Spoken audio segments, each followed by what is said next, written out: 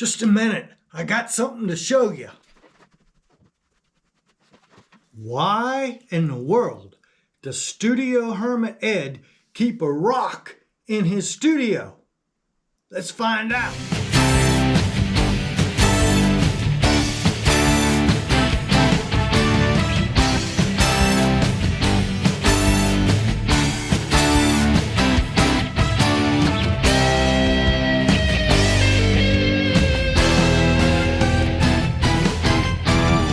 Now, a lot of rock and roll music has taken place in Studio Hermit Ed's studio.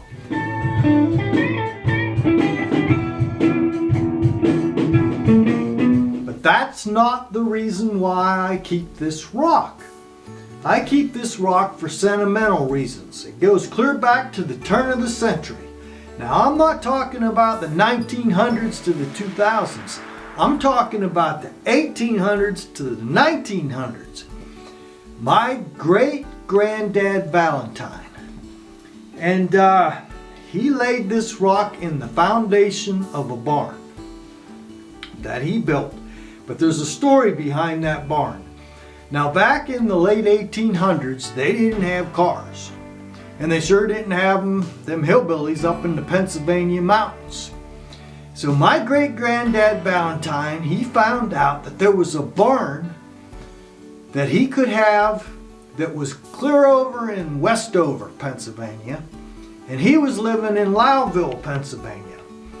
So you're talking about a 10-mile trek down a mountain and up a mountain and over. I mean, it was a long ways from his house, but he decided he was going to get that barn.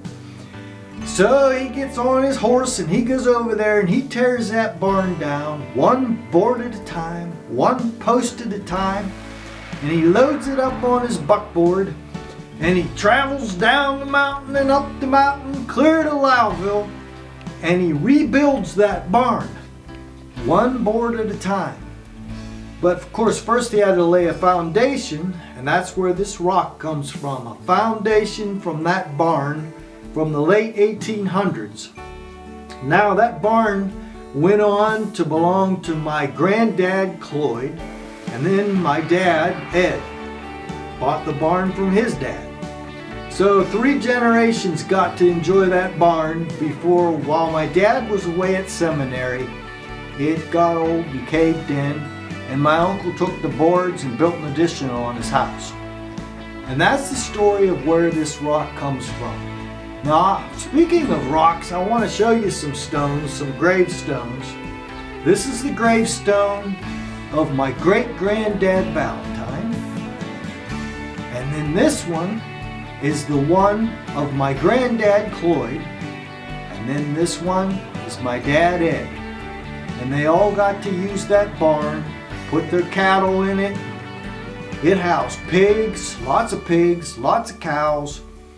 And that's why I keep this stone in the studio as a remembrance to all of them, and to that barn that my great-granddaddy Valentine worked so hard. I can't imagine the hours it took to tear that barn down by hand and then move it on a buckboard and a horse all the way over the mountain to Lowville and rebuild it. So I hope you like this little story. If you did, be sure and subscribe and hit all the dingy-dongies down there and make this Ed feel better. And we'll catch you on the next one. Bye-bye.